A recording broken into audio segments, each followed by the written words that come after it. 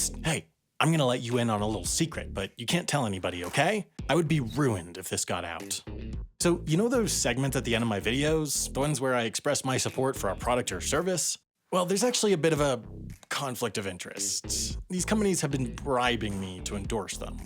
Wait, what was that? You already knew that? I haven't been doing a good job of keeping that a secret? Well, at least it's a better kept secret than this place, the BT Tower.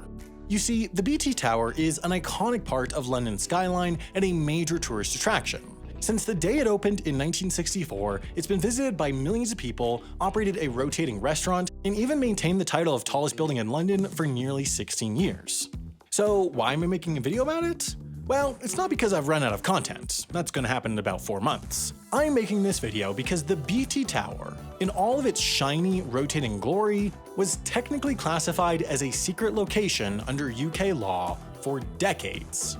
Now, at this point, you're probably saying, wait, what? How's a tourist attraction a secret location? And, well, obviously that's what I was building to, so shh. In the 1960s, the UK was facing 2 mounting pressures.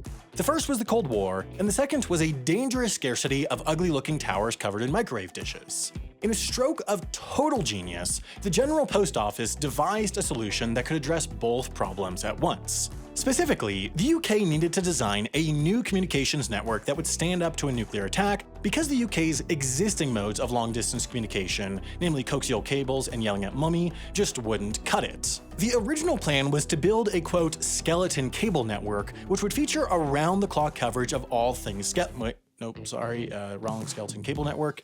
This skeleton cable network would reinforce the UK's existing cable network with a series of extra nodes that would bypass major cities like London, Manchester, and Birmingham by between 30 and 60 miles. This would mean that if the Soviets had nuked London, the data could reroute through the backup network outside of London, and everybody who wasn't just sent to whatever the British version of heaven is could watch live footage of their own imminent demise completely uninterrupted. But seeing as this cable system was a complex infrastructure project that would take years to implement, and still wouldn't be entirely reliable when completed, they decided to speed things up by also doing another complex infrastructure project, a supplemental network called Backbone. Instead of building this backbone network out of coaxial cables, which could be severed by a nuclear explosion or a single capitalist-hating mouse, they decided on a radio network instead. This system would stretch from southeast England to Scotland, using microwave radio towers to transmit both civilian and military data up and down the UK. Now, if you remember the BT Tower from all the way back 2 minutes ago, it just so happened to be one of the major towers in this brand new half-television, half-military secrets communications network, and as such, it was designated a quote secret location under the Official Secrets Act of 1911. This meant that its address was not considered public information, and disseminating information about it was technically illegal.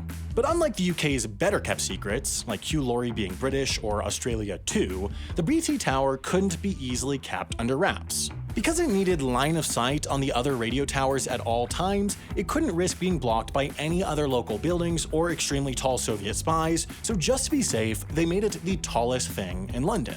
Of course, convincing everyone to pretend like something they see every day simply doesn't exist is impossible if you aren't my middle school bully, so the laws around the BT Tower's secrecy were generally pretty lax. But while you weren't going to go to jail for typing its address into Google Maps, or since it was the 60s, I don't know, ye old Google Maps, that doesn't mean that its secret status was completely unenforceable. In 1978, for example, a journalist was tried and convicted under the Official Secrets Act for collecting information about similar locations, and the judge ruled that any secret location, including the BT Tower, could not be legally named. Instead, the BT Tower was given the affectionate pet name Location 23. So, am I finally going to go to jail? Is this finally the end of Half as Interesting? Well, sorry to disappoint, but I'm not about to let some tiny island nation out in the middle of the Atlantic stop me from retrofitting Wikipedia articles with bad jokes for money. And besides, the BT Tower was ceremoniously declassified in 1993 when MP Kate Hoey invoked parliamentary privilege to confirm its existence and address, so I can talk about it all I want. It's all public information now. I can even tell you about the insane experiments they're conducting in the base. You know who else doesn't harbor evil secrets? Our sponsor, Skillshare. That's because their whole thing is sharing the equally evil secrets behind things like YouTube success with MKBHD's Skillshare class on exactly that. That's because Skillshare is an online learning community with thousands of classes for creative and curious people. If you want to concentrate on the skills needed to become a YouTube creator, for example, they have really high-quality classes in subjects like editing, animation, writing, and productivity, taught by real people who actually know and use those skills. Skillshare is designed as a place to learn, so there are no ads, and they're always launching new premium classes, so you should check it out if there are any skills you want to pick up to get ahead at work, at school, or just to better yourself. Skillshare is offering the first 1,000 people who click the button on screen or go to the link in the description an entire month for free. There's no risk, and signing up helps support HAI, so go check out Skillshare today.